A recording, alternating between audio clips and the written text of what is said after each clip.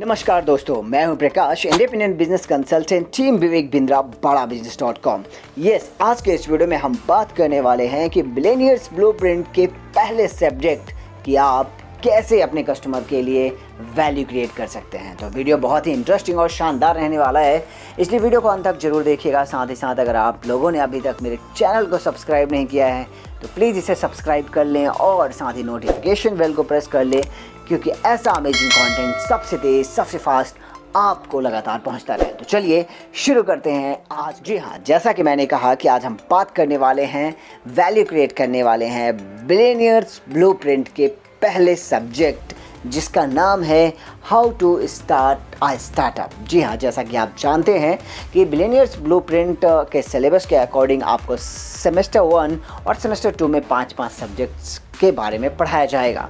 जी हाँ, जिसमें आपको पढ़ने को मिलेगा हाउ टू स्टार्टअप, फिनांस के बारे में, ब्रांडिंग एंड मार्केटिंग, आपको प्रोडक्शन और ऑपरेशन मैनेजमेंट के बारे में मिलेगा, आपको बिजनेस रिसर्च एंड कम्युनिकेशन के बारे में पढ़ने को मिलेगा। इसके अलावा sales management, HR and leadership, legal, IPR and data management, business ethics and values and business expansion, इन सारी चीज़ों के बारे में आपको पढ़ने को मिलने वाला है। पर आखिर हमारे पास प्रॉब्लम कहाँ आती है? जब हम इस चीज़ को पिच करते हैं अपने कस्टमर से, तो हमारे पास सिर्फ 2 ही चीज़ बताने को होता है। हम कस्टमर से सिर्फ इतना ही बोल पाते हैं। हम क्या बोल पाते हैं कि हम यहाँ पे बिज़नेस को बड़ा करने के लिए और उसे खड़ा करने के बारे में ही सिर्फ बताते हैं। बट सवाल ये नहीं है, सवाल ये है कि हमारे पास बिलियनियर्स ब्लूप्रिंट में कहने को बहुत कुछ है। जी हाँ, इसका जो पर्पज़ है यहाँ पे ये है कि जब आप इस सब्जेक्ट की वैल्यू क्रिएट करें तो आपके पास इतना कुछ होना चाहिए कि सामने वाला पर्सन या आपका जो प्रॉस्पेक्ट है, जो कस्टमर है, उसको समझ आ जाए कि आखिर क्या वैल्यू क्रिएट करने वाले हैं, आखिर ये सब्जेक्ट उन्हें कैसे काम करने वाला है। जी हाँ, ये सब्जेक्ट इसलिए बताना ज़रूरी हो जाता है ताकि आप उसकी वैल्यू क्रिएट करें, आप कस्टमर को एजुकेट कर सकें कि कैसे बिज़नेस स्टार्ट किया जाता है, क्या चीज़ें ज़रूरी होती हैं एक बिज़नेस को शुरू करने के लिए। इसके अलावा जब आप ऐसा करते हैं तो आप एक बहुत ही साउंड और प्रोफेशनल दिखते हैं, एक प्रोफेशनल कंसल्टेंट लगते हैं। और जब आप ऐसा करने लगते हैं तो आप अपने कस्टमर का ट्रस्ट भी गेन करने लगते हैं और आगे चल के आपको ये सेल्स क्लोज करने में काफ़ी मदद करता है। अब देखिए, अब आपको कस्टमर को क्या बताना है। देखिए, यहाँ पे सबसे बड़ी चीज़ आप कस्टमर को बताइए कि देखिए, उससे पहले आपको ये भी जानना बहुत ज़रूरी है कि आपका जो एंटरप्रेन्योर है वो किस टाइप का है। आपको जानना होगा कि आप जिस पर्सन से बात करना चाह रहे हैं या कर रहे हैं वो किस टाइप की एंटरप्रेन्योरशिप से बिलोंग करता है। देखिए, 2 तरह की एंटरप्रेन्योरशिप होती है। पहला होता है स्मॉल एंड मीडियम एंटरप्राइज, जी हाँ, जिसको कहते हैं SME, और दूसरा है इनोवेशन ड्रिवन एंटरप्रेन्योरशिप, यानी कि IDE। देखिए, अब मैं डिटेल से इनके बारे में थोड़ा सा जानूंगा, आपको समझाने की कोशिश करूंगा कि स्मॉल और एंड मीडियम एंटरप्राइजेस कौन से होते हैं और IDE इनोवेशन ड्रिवन जो एंटरप्रेन्योर होते हैं वो कौन से होते हैं। तो सबसे पहले हम समझ लेते हैं स्मॉल एंड मीडियम एंटरप्राइजेस। देखिए, स्मॉल और मीडियम एंटरप्राइजेस में जो ग्रोथ होती है वो बहुत ही प्रोपोर्शनेट होती है टाइम के अकॉर्डिंग। आप जितना टाइम देते हैं इस ट्रेड में उतनी ही ग्रोथ होती है। ऐसा नहीं कि आप सडन बहुत ज़्यादा ग्रो कर जाते हैं, बिल्कुल नहीं। तो यहाँ सबसे बड़ी चीज़, ऐसे कस्टमर, ऐसे प्रॉस्पेक्ट्स या ऐसे एंटरप्रेन्योर्स जिनका जो ग्रोथ है वो लीनियर रहता है, समय के हिसाब से धीरे धीरे ग्रो करता है। यहाँ पे रेवेन्यू फर्स्ट आपको पहले इनपुट करना पड़ता है और आप रेवेन्यू डालते रहते हो और धीरे धीरे ग्रो होता रहता है। तीसरी चीज़, यहाँ पे हम फंडिंग के बारे में पहले नहीं सोचते हैं। जो स्मॉल एंड मीडियम एंटरप्राइजेस वाले होते हैं वो फंडिंग के बारे में शुरू में बिल्कुल भी नहीं सोचते। यहाँ पे फंडिंग की ज़रूरत बिल्कुल भी नहीं होती। और चौथी चीज़, यहाँ पे आपको फैक्ट्री, मैन्युफैक्चरिंग यूनिट और स्मॉल बिजनेसेस, ये सब जितने भी होते हैं ये सब आते हैं स्मॉल एंड मीडियम एंटरप्राइजेस के अंदर। तो ये आपको ध्यान रखना है कि आपका एंटरप्रेन्योर कहीं ऐसा तो नहीं कि जैसे छोटी सी कोई कंपनी ओपन हुई है ना, उस टाइप की कैटेगरी में तो फॉल नहीं कर रहा है ना। कहीं कोई शॉप ओपन किया हो उस टाइप में आपका जो कस्टमर है वो तो नहीं आ रहा है, तो आपकी उसकी कैटेगरी को डिफ़ाइन करना है। दूसरा आता है आप इनोवेशन ड्रिवन एंटरप्रेन्योरशिप। देखिए, इनोवेशन ड्रिवन एंटरप्रेन्योरशिप वो होते हैं जो सीधे अपने प्रोफेशन में जे कर्व लेते हैं। देखिए, विवेक बिंद्रा सर हमेशा जे कर्व की बात करते हैं। अब जे कर्व की बात आई है तो देखिए जे कर्व में क्या होता है concept, money is burn first. इसमें आपका पैसा बहुत ज़्यादा लगता है। ऐसे आईडी जो एंटरप्रेन्योर्स होते हैं उनका पैसा बहुत लगता है, बट जब वो निकल के आता है तो वो बहुत ज़्यादा प्रोग्रेस भी करते हैं। उनके पास कोई न्यू आइडियाज़ होता है, उनके पास न्यू बिज़नेस मॉडल्स होते हैं।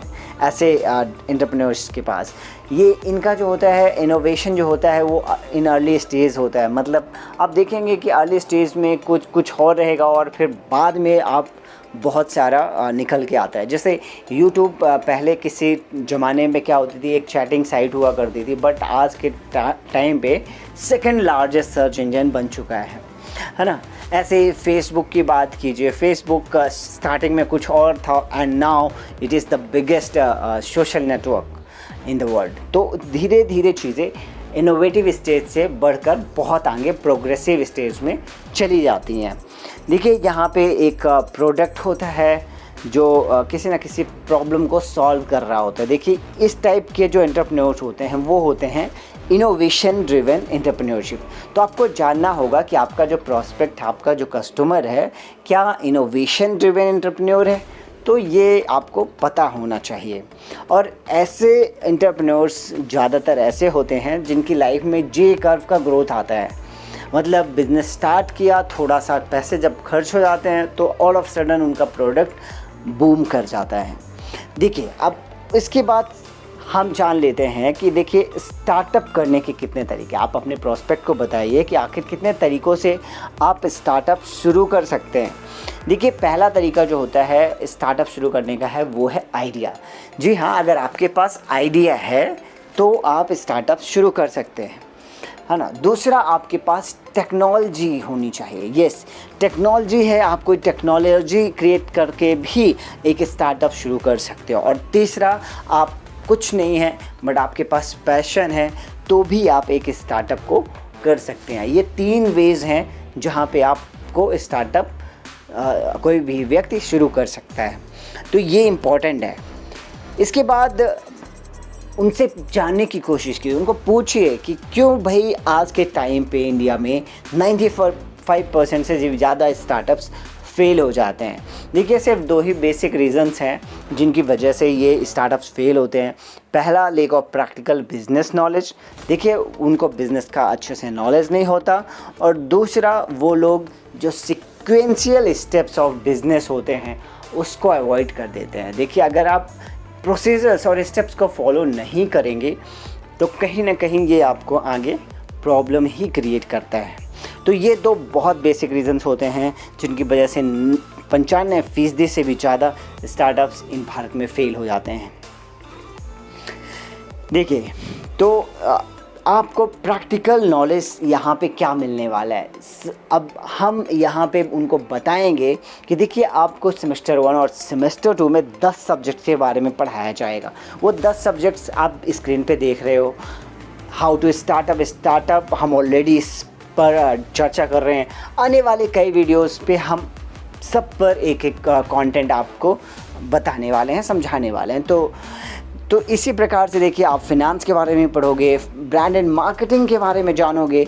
ये एक सीक्वेंशियल स्टेप्स है जो बहुत ज़रूरी होता है। अब दूसरी चीज़ मैं आप सबसे बड़ी चीज़ बोलना चाहूँगा, जो स्टार्टअप्स होते हैं तभी सक्सेस होते हैं अगर आप कस्टमर के नज़र से देखते हो।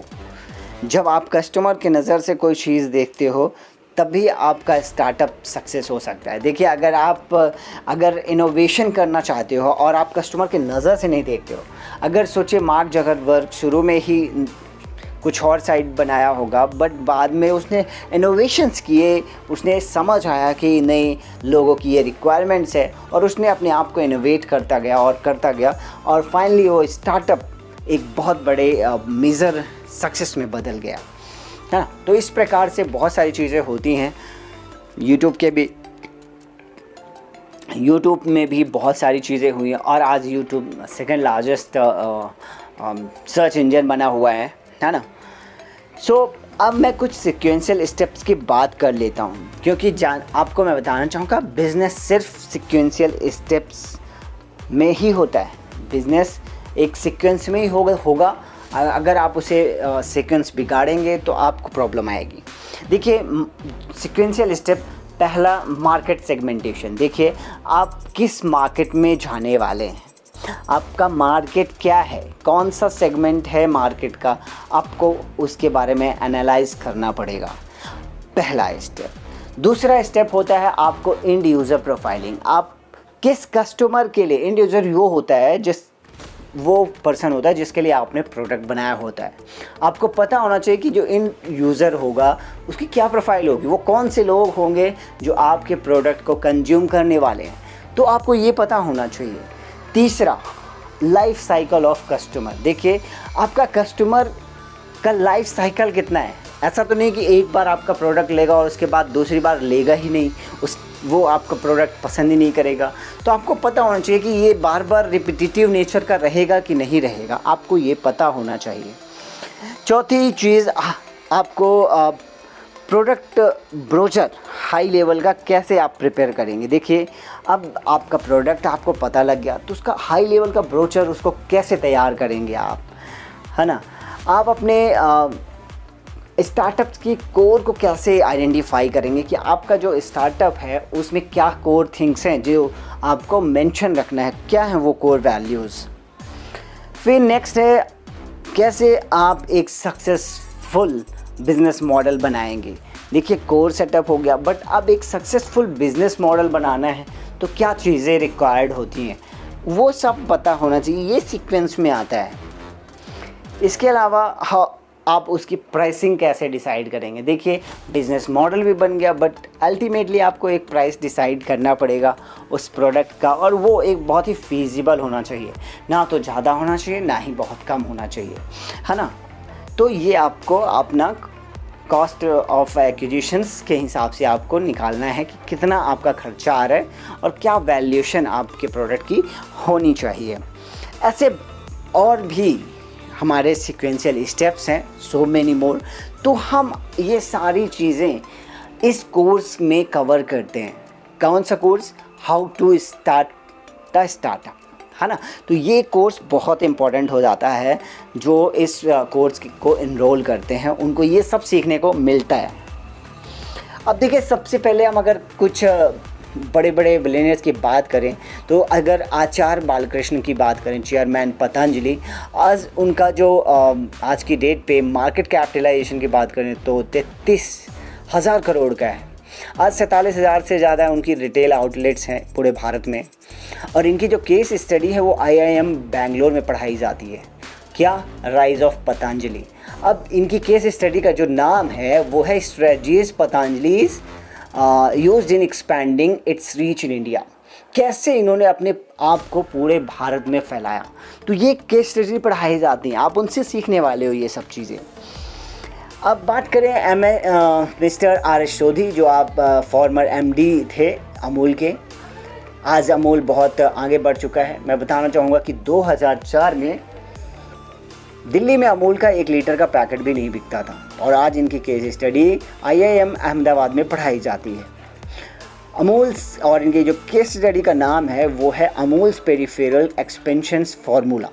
तो इस नाम से इनकी केस स्टडी पढ़ाई जाती है। हमारे रितेश अग्रवाल आप जानते ही होंगे, founder and CEO of OYO. इन्होंने इनकी जो केस स्टडी है वो हार्वर्ड बिजनेस स्कूल में पढ़ाई जाती है।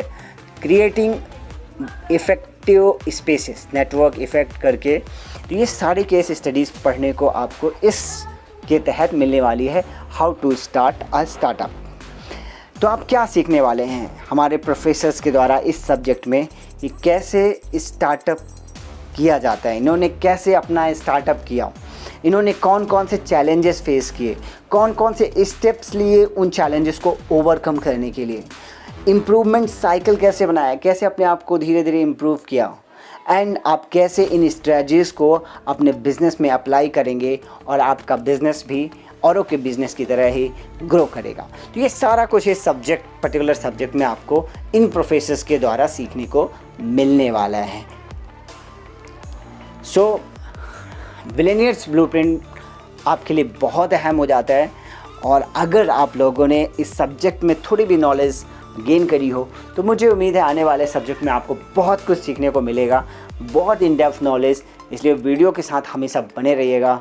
आप लोगों का वीडियो को अंत तक देखने के लिए हृदय की गहराई से बहुत बहुत धन्यवाद।